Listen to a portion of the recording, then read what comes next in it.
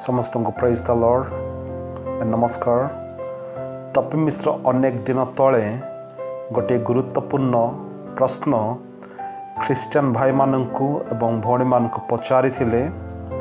जीशु ख्रीस्ट 12 वर्ष रु 30 वर्ष मध्यरे केउठारे थिले। एही गुरुत्वपूर्ण प्रश्नर उत्तर मु आज एही संध्या समय आपण मानक सम्मुखरे रखिबा पाई चाहे।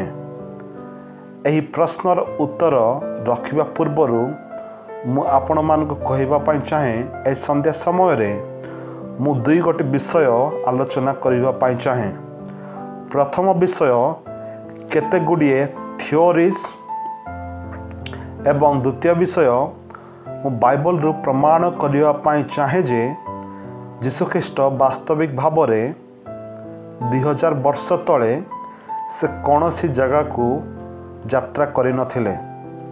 ए दुई गोटे विषय आपण मानक सम्मुख रे ए संध्या समय रे मु उपस्थापन करिबी। दया करी आपण माने एही वीडियो को देखंतु। प्रथमे आमे माने केते गुडिए थियोरी को आलोचना करिबा मु आपण मानक सम्मुख रे उपस्थापन करिबी। तपी मिश्र जो प्रश्न पचारि थिले जीशु ख्रीस्ट 12 वर्ष रु 30 वर्ष मध्यरे केउठाकू जाइथिले, केउठी थिले एवं एहाकू मध्य the unknown year of our Lord and Saviour Jesus Christ बोली कहा जाए। जीशुको अजଣା वर्ष अज्ञात वर्ष कहा जाए। प्रथम थियोरी मु आपण मानक सम्मुख रे रखिबा पाई चाहे। केतेक विश्वास करंती जे तांकर निखोज वर्ष मध्य रे जीशु ख्रीस्ट भारत, नेपाल, लद्दाख एवं तिब्बत को यात्रा करथिले एवं केतेक विश्वास करंती जे जीशु ख्रीस्ट एसेन मानक सहित अध्ययन करिथिले। केतेक विश्वास करंती जे जीशु ख्रीस्ट मिस्र एवं ब्रिटिश द्वीपपुंज यात्रा करिथिले। जीशु 13 वर्ष परे जेरूसलम परित्याग करी बौद्ध धर्म एवं वेद अध्ययन करिबा पाई भारत यात्रा करिथिले। से हिंदू शिक्षार प्राचीन स्थान नालंदा निकटरे पुरी एवं राजगिरी रे समय बिताइथिले। से तिब्बत मठ गुड़िकरे मध्य बौद्ध धर्म अध्ययन करिबार समय रे से अनेक समय बिताई थिले। एवं आ गोटे थियोरी मध्य अछि से 29 वर्ष बयस रे से जेरूसलम को बाहुडी आसीथिले। किंतु एही थियोरीज गुड़ाक एही तत्व गुड़ाक कौनसी प्रमाण अछि कि कौनसी एविडेंस अछि कि वास्तविक भाव में एही तत्व गुड़ाकर कौनसी प्रमाण नाही। जीशु भारत, नेपाल, तिब्बत, लद्दाख यात्रा करिथिले बोली कौनसी प्रमाण नाही। कौनसी ऐतिहासिक प्रमाण मध्य नाही जो द्वारा आम्भे माने सीधा सड़क भाव में कहि पारिबा जे वास्तविक भाव में 2000 वर्ष तले जीशु ख्रीस्ट कौनसी देश को यात्रा करि नथिले। एही थियोरीज गुड़ाक भूल थियोरीज अटे। कारण ए थियोरीज गुड़ाकर କୌଣସି ପ୍ରମାଣ ହିଁ ନାହିଁ, କୌଣସି ଐତିହାସିକ ପ୍ରମାଣ ଗୁଡ଼ାକ ନାହିଁ କିମ୍ବା କୌଣସି ବିବ୍ଲିକାଲ ପ୍ରମାଣ ଗୁଡ଼ିକ ମଧ୍ୟ ନାହିଁ। ବାଇବଲ ମଧ୍ୟ ଆମ୍ଭମାନଙ୍କୁ କହେ ନାହିଁ ଯେ ଯୀଶୁଖ୍ରୀଷ୍ଟ ଜେରୁସାଲେମ ନାଜରେଥ ଛାଡ଼ି କୌଣସି ଜାଗାକୁ ସେ ଯାଇଥିଲେ ଅର୍ଥାତ୍ ଯାତ୍ରା କରିଥିଲେ। ଏହାଦ୍ୱାରା ଆମମାନେ ପ୍ରମାଣ କରିପାରିବା ଯେ ଯୀଶୁଖ୍ରୀଷ୍ଟ ନାଜରେଥରେ ହିଁ ସେ ଥିଲେ ଏବଂ ସେଠାରେ ସେ ବଢ଼ିଲେ। ଏହା ପ୍ରଥମ ବିଷୟ ମୁଁ ଆପଣମାନଙ୍କ ସମ୍ମୁଖରେ ଉପସ୍ଥାପନ କରିବା ପାଇଁ ଚାହିଁଲି। ଏବଂ ଆସନ୍ତୁ ଆମେମାନେ ଦ୍ୱିତୀୟ ବିଷୟ ଦେଖିବା। ଆସନ୍ତୁ ଦ୍ୱିତୀୟ ବିଷୟ ମୁଁ ଆପଣମାନଙ୍କ ସମ୍ମୁଖରେ ଉପସ୍ଥାପନ କରିବା ପାଇଁ ଚାହେଁ। ଯୀଶୁଖ୍ରୀଷ୍ଟ ବାସ୍ତବିକ ଭାବରେ ଜେରୁସାଲେମ ପରିତ୍ୟାଗ କରିନଥିଲେ। ନାଜରେଥରେ ସେ ବଢ଼ିଲେ। ସେ ତାଙ୍କର ପିତାମାତାଙ୍କର ଆଜ୍ଞାଧୀନ ହେଲେ, ବଶୀଭୂତ ହେଲେ। ଏହି ବିଷୟକୁ ମୁଁ ଆପଣମାନଙ୍କ ସମ୍ମୁଖରେ ଉପସ୍ଥାପନ କରିବା ପାଇଁ ଚାହେଁ। ଦୟାକରି ଆପଣମାନେ ଆପଣମାନଙ୍କର ଧର୍ମଶାସ୍ତ୍ର ଖୋଲନ୍ତୁ। ଲୁକ ଲିଖିତ ସୁସମାଚାର 2 ଅଧ୍ୟାୟର 41 ପଦରୁ 52 ପଦ ପର୍ଯ୍ୟନ୍ତ। ମୁଁ ଆପଣମାନଙ୍କୁ ସଂକ୍ଷିପ୍ତରେ ଏହି ବିଷୟ ଗୁଡ଼ାକ ମୁଁ କହିବା ପାଇଁ ଚାହେଁ। ଯୀଶୁଖ୍ରୀଷ୍ଟଙ୍କର ପିତାମାତା ଯୋସେଫ ଏବଂ ମେରୀ ପ୍ରତିବର୍ଷ ନିସ୍ତାର ପର୍ବ ପାଳନ କରିବା ପାଇଁ ଜେରୁସାଲେମକୁ ଯାଉଥିଲେ। ଯୀଶୁଖ୍ରୀଷ୍ଟଙ୍କ 12 ବର୍ଷ ସମୟରେ ଯୀଶୁଖ୍ରୀଷ୍ଟ ମଧ୍ୟ ଯୋସେଫ ଏବଂ ମେରୀଙ୍କ ସହିତ ଜେରୁସାଲେମକୁ ଯାତ୍ରା କଲେ। ନିସ୍ତାର ପର୍ବ ପ୍ରତିପାଳନ କଲା ପରେ ଯୀଶୁଖ୍ରୀଷ୍ଟ ନିଜର ପିତାମାତାଙ୍କ ସହିତ ସେ ବାହୁଡ଼ି ଆସିଲେ ନାହିଁ, କିନ୍ତୁ ସେ ମନ୍ଦିରରେ ରହିଗଲେ। କିନ୍ତୁ ଯୀଶୁଖ୍ରୀଷ୍ଟଙ୍କର ପିତାମାତା ଚିନ୍ତା କରୁଥିଲେ ଯେ ଯୀଶୁଖ୍ରୀଷ୍ଟ ତାଙ୍କର ପରିଜନ ବନ୍ଧୁବାନ୍ଧବ ମାନଙ୍କ ସହିତ ସେ ଆସୁଥିବେ। କିନ୍ତୁ ଗୋଟିଏ ଦିନର ଯାତ୍ରା ପରେ ଯୀଶୁଖ୍ରୀଷ୍ଟଙ୍କର ପିତାମାତା ଯୀଶୁଙ୍କୁ ଖୋଜିବା ପାଇଁ ଗଲେ, କିନ୍ତୁ ଯୀଶୁଙ୍କୁ ପାଇଲେ ନାହିଁ। ତେଣୁ ସେମାନେ ପୁଣି ଥରେ ଜେରୁସାଲେମକୁ ବାହୁଡ଼ି ଆସିଲେ ଏବଂ ସେମାନେ 3 ଦିନ ପରେ ଯୀଶୁଖ୍ରୀଷ୍ଟଙ୍କୁ ପାଇଲେ। ଏହି ପଦକୁ ମୁଁ ପଢ଼ିବା ପାଇଁ ଚାହେଁ। 46 ପଦରେ ପ୍ରକାର ଲେଖା ଅଛି, 3 ଦିନ ପରେ ସେମାନେ ତାହାଙ୍କୁ ମନ୍ଦିରରେ ପାଇଲେ, ଅର୍ଥାତ୍ ଯୀଶୁଙ୍କୁ ପାଇଲେ। ସେ ପଣ୍ଡିତମାନଙ୍କ ମଧ୍ୟରେ ବସି ସେମାନଙ୍କ କଥା ଶୁଣୁଥିଲେ, ସେମାନଙ୍କୁ ପ୍ରଶ୍ନ ପଚାରୁଥିଲେ। ଯୀଶୁଖ୍ରୀଷ୍ଟ କ'ଣ କରୁଥିଲେ ଏଠାରେ? ଯୀଶୁଖ୍ରୀଷ୍ଟ ପଣ୍ଡିତମାନଙ୍କ ମଧ୍ୟରେ ବସି ପଣ୍ଡିତମାନଙ୍କୁ ପ୍ରଶ୍ନ ପଚାରୁଥିଲେ ଏବଂ ସେମାନଙ୍କୁ ଉତ୍ତର ମଧ୍ୟ ଦେଉଥିଲେ। 12 ବର୍ଷ ବୟସର ପିଲା ଥିଲେ, ବାଳକ ଥିଲେ, ତଥାପି ସେ ପଣ୍ଡିତମାନଙ୍କର ଶିକ୍ଷକମାନଙ୍କର ବାକ୍ୟ ଶୁଣୁଥିଲେ ଏବଂ ସେମାନଙ୍କୁ ଉତ୍ତର ଦେଉଥିଲେ। ଆଉ ଯେତେ ଲୋକ ତାହାଙ୍କ କଥା ଶୁଣୁଥିଲେ ସମସ୍ତେ ତାହାଙ୍କ ବୁଦ୍ଧି ଓ ଉତ୍ତରରେ ଆଚମ୍ବିତ ହେଉଥିଲେ, କାରଣ ଯୀଶୁଖ୍ରୀଷ୍ଟ ସ୍ୱୟଂ ପରମେଶ୍ୱର ଥିଲେ ଏବଂ ମନୁଷ୍ୟ ଥିଲେ।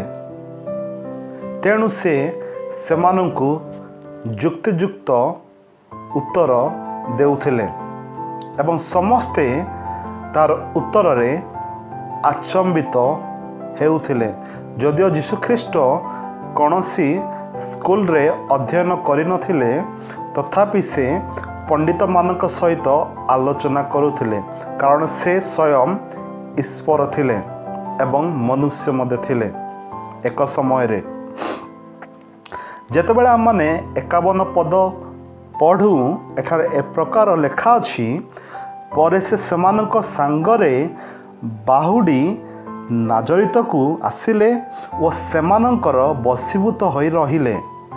ଯୀଶୁଖ୍ରୀଷ୍ଟ ଜେରୁସାଲେମରୁ ବାହୁଡ଼ି ନାଜରିତକୁ ଆସିଲେ ଏବଂ ସେମାନଙ୍କର ବଶୀଭୂତ ହୋଇ ରହିଲେ। ନାଜରିତ ଗାଲିଲୀର ଗୋଟିଏ ସହର, ଯେଉଁଠାରେ ଯୀଶୁ ତାଙ୍କର सेवा कार्य आरंभ करने पूर्वर बास करुथिले। अर्थात यीशु तांकर 12 वर्षरू 30 वर्ष पर्यंत से नाजरित रे बास कले।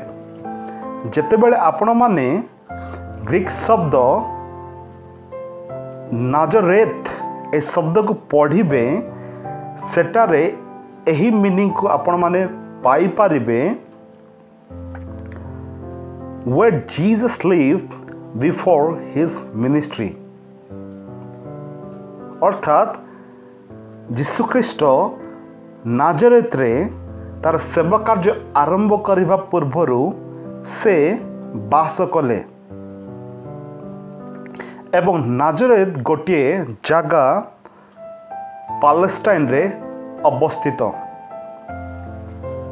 यह द्वारा आम जानी पारुछु जे यीशु ख्रीष्ट नाजरेत रे बास कले, नाजरेत रे से बढ़िले, किंतु से कौनसी जगह को से जाई नथिले, अर्थात यात्रा करि नथिले।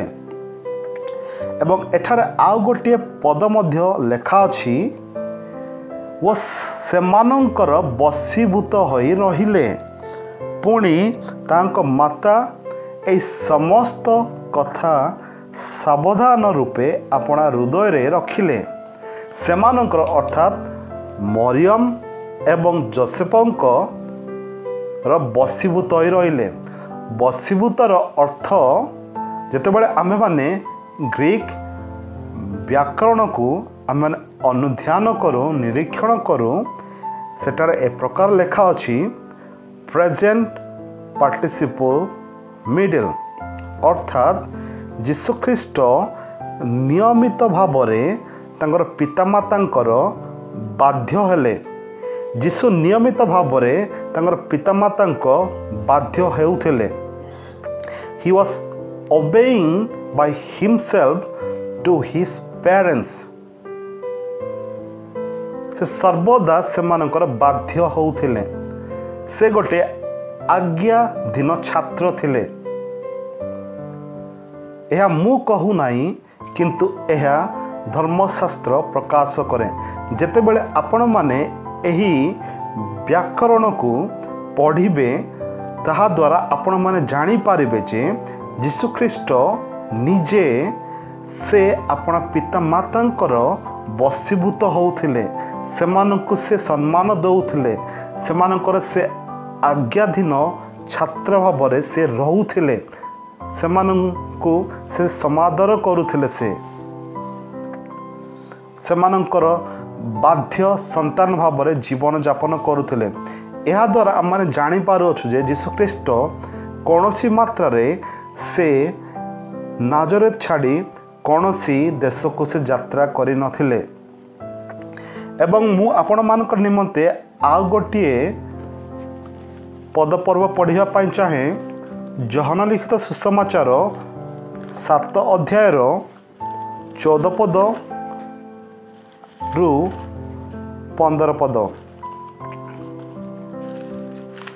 आपण मानक निमंते पढ़िया पाई चाहे। एठार ए प्रकार लेखा अछि, किंतु पर्वर अर्धेक समय गत हुअन्ते यीशु मंदिर को जाई शिक्षा देवा को लागिले। एवं एठार आमे देखि पारोछु यीशु मंदिर को जाई से कौन करूछंती, से शिक्षा देउछंती। एथरे जिहुदी माने चमत्कृत होई कहिले, ए पाठन पढ़ी किपरि पंडित हैला। दयाकरी ए विषय को ध्यान सहित शुणु। ए पाठन पढ़ी किपरि पंडित हैला, यार अर्थ जिहुदी लोक माने जानी थिले यीशु ख्रीष्ट पाठ पढ़ी नाही, किंतु से किपर भाव में पंडित हैला।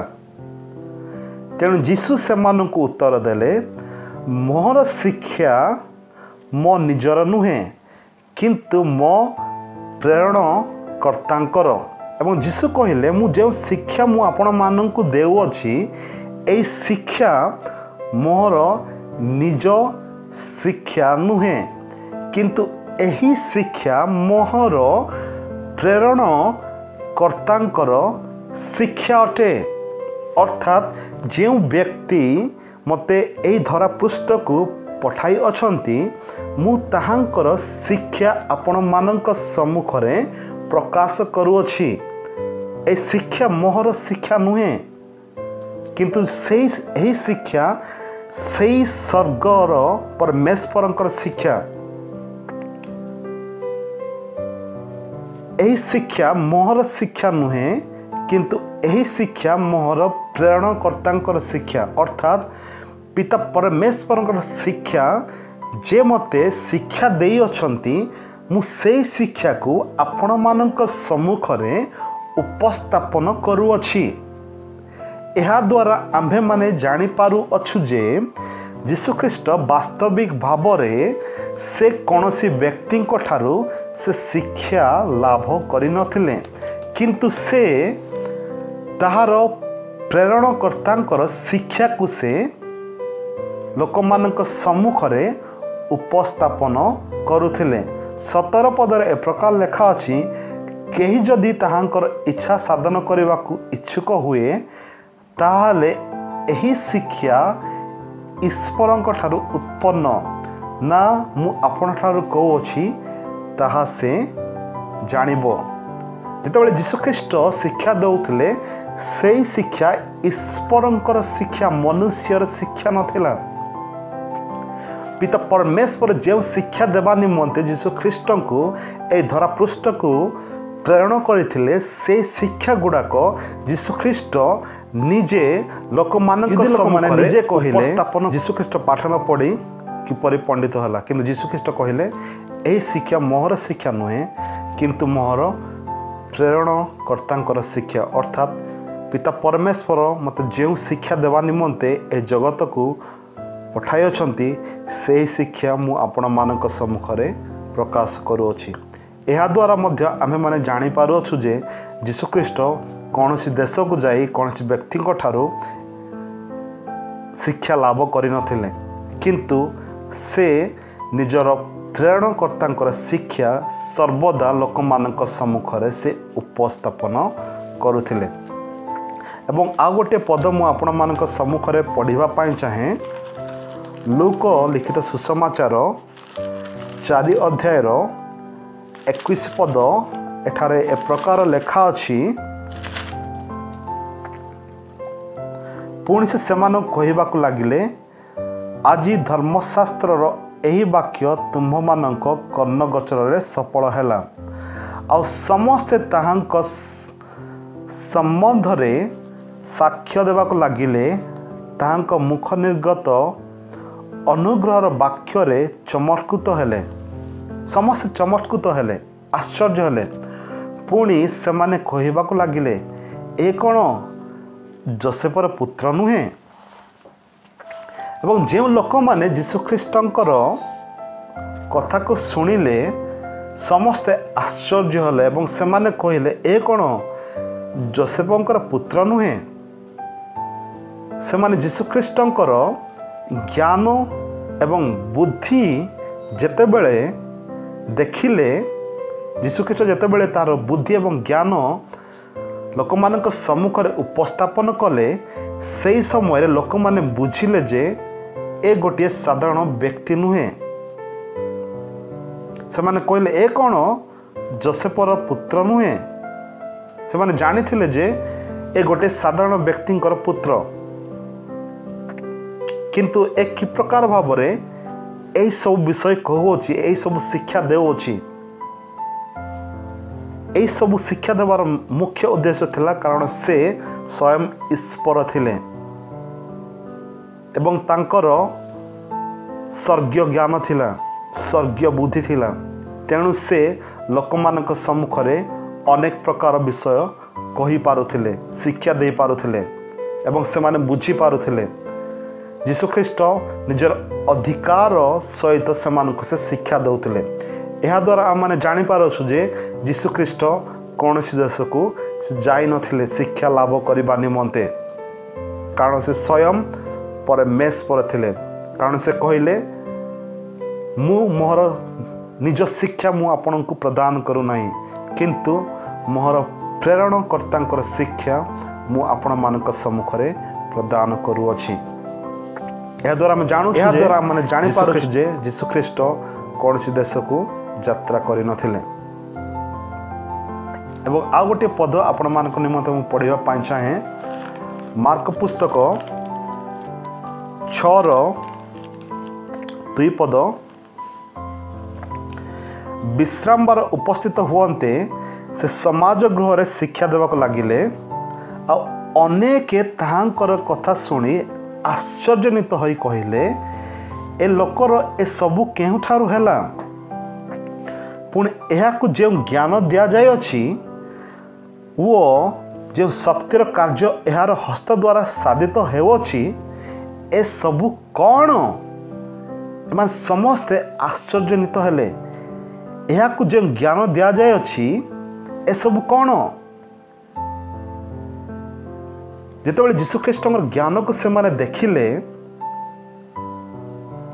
एवं जितेबाला जीशुख्रीष्ट से शिक्षा देउथिले जीशुख्रीष्ट ज्ञान को से माने बुझिले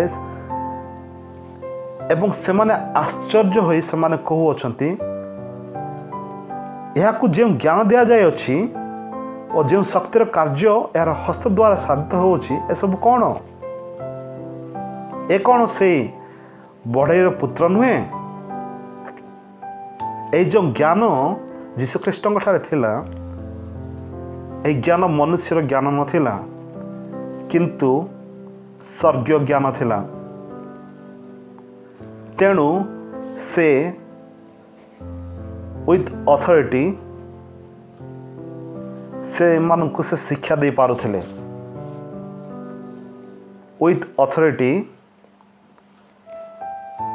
से अधिकार सहित से मानकु से शिक्षा दे पारुथिले एवं से माने समस्ते आचंबित हो जाउथिले ए ज्ञान से कौनसी गुरु ठारू कौनसी बाबा ठारू कौनसी व्यक्ति ठारू ज्ञान अर्जन करिनथिले कौनसी बही पढ़िबा द्वारा से ज्ञान अर्जन करिनथिले कारण से कौनसी स्कूल को जाई नथिले कारण से गोटे साधारण परिवार ठारू से आसीथिले से गोटे बढ़ईर पुत्र थिले से एवं ताकर निज भाई भौणी माने जीशुख्रीष्ट ठारे विश्वास करुनथिले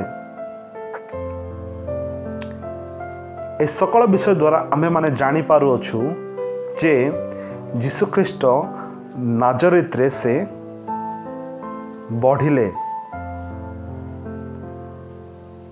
पितामातांकर बाध्य सदा सर्वदा होउथिले सी एवं जेतेबेले से पंडित मानक सम्मुख रे प्रचार कले पंडित मानक सम्मुख रे शिक्षा देवाक लागिले से माने कहले ए पाठ न पढ़ी किपरि पंडित हला जो द्वारा आम जापर जे से माने जानिथिले जीशुख्रीष्ट पाठ पढ़ी नथिले किंतु जीशुख्रीष्ट कहले मुझे शिक्षा तुम मानक देउछि ए शिक्षा मु मोर शिक्षा दउ नाही किंतु मोर प्रेरणकर्ता शिक्षा मु आपण मानक सम्मुख रे प्रदान करूअछि एवं जीशुख्रीष्ट ज्ञान एवं बुद्धि को देखि लोक माने आचंबित हो जाइथिले से ज्ञान एवं बुद्धि कौन सी व्यक्ति ठारू जीशुख्रीष्ट पाई नथिले किंतु से ज्ञान एवं बुद्धि से परमेश्वर ठारू पाइथिले कारण से स्वयं परमेश्वर थिले